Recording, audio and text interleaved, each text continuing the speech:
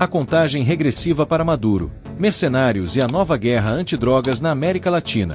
O tempo está se esgotando para Nicolás Maduro. O líder venezuelano, que governa o país como um domínio pessoal, agora integra uma lista de alvos prioritários dos Estados Unidos, ao lado de figuras como Osama Bin Laden e Pablo Escobar.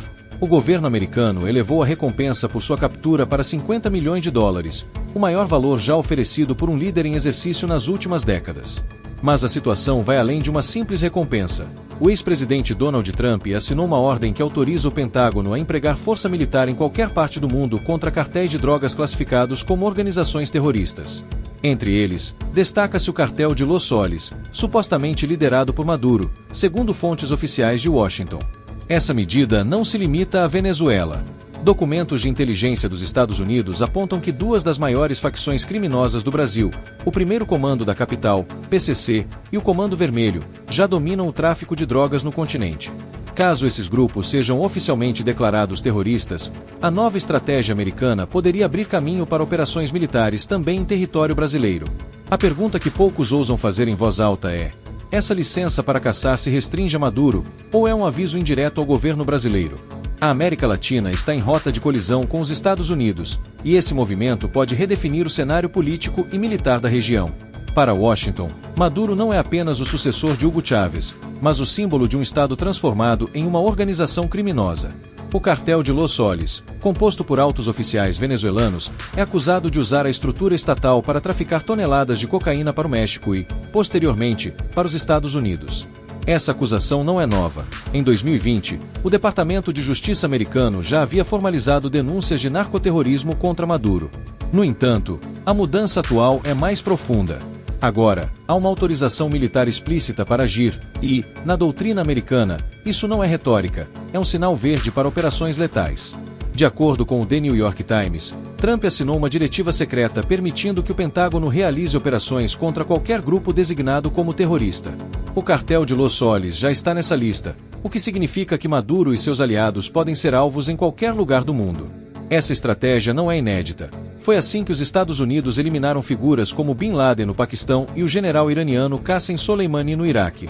A diferença é que, desta vez, o palco é a América Latina.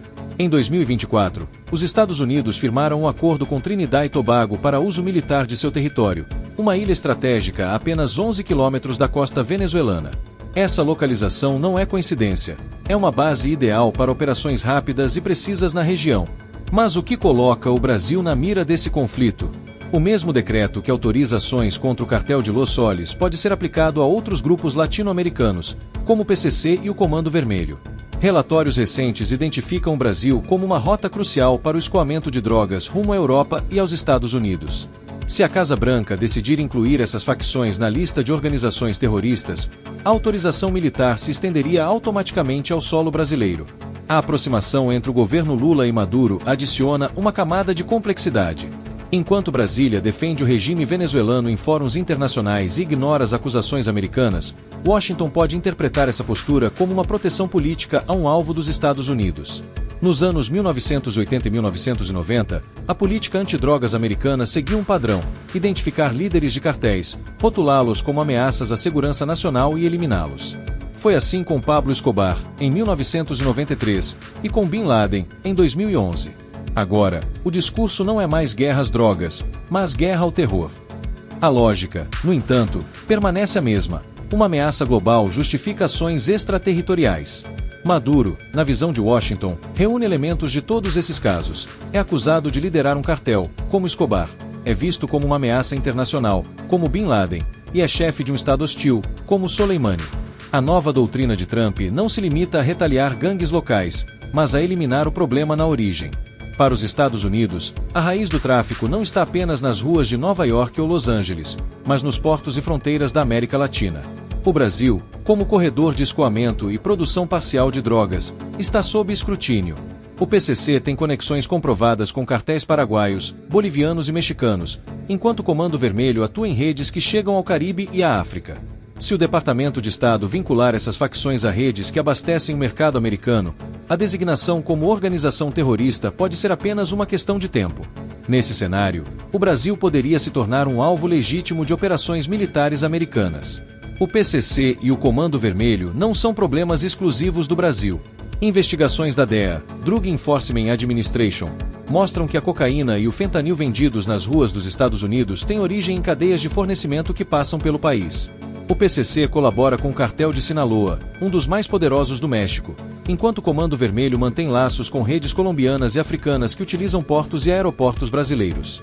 Cada quilo de droga que sai do Brasil pode render milhões de dólares no varejo americano e milhares de mortes por overdose. Para Trump, isso não é apenas um problema criminal, mas uma questão de segurança nacional. Se o PCC e o Comando Vermelho forem classificados como Foreign Terrorist Organizations, FTO, o jogo muda radicalmente. Operações militares contra integrantes e infraestrutura dessas facções, inclusive fora dos Estados Unidos, tornam-se possíveis. Além disso, haveria congelamento de ativos e sanções a empresas ou indivíduos ligados a elas. O recado diplomático é claro: o Brasil não precisa estar em guerra com os Estados Unidos para sofrer pressões militares e econômicas. Basta ser visto como parte do problema. Nos últimos meses, o governo Lula tem se aproximado de Caracas, defendendo Maduro na ONU e firmando acordos comerciais, enquanto ignora denúncias internacionais. Ao mesmo tempo, a China avança no mercado brasileiro, comprando menos commodities e inundando o país com produtos baratos.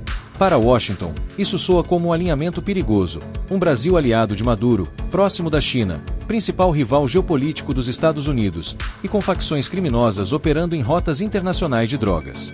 Se Trump avançar na classificação do PCC e do Comando Vermelho como organizações terroristas, a relação entre Brasil e Estados Unidos pode atingir seu ponto mais tenso desde a ditadura militar.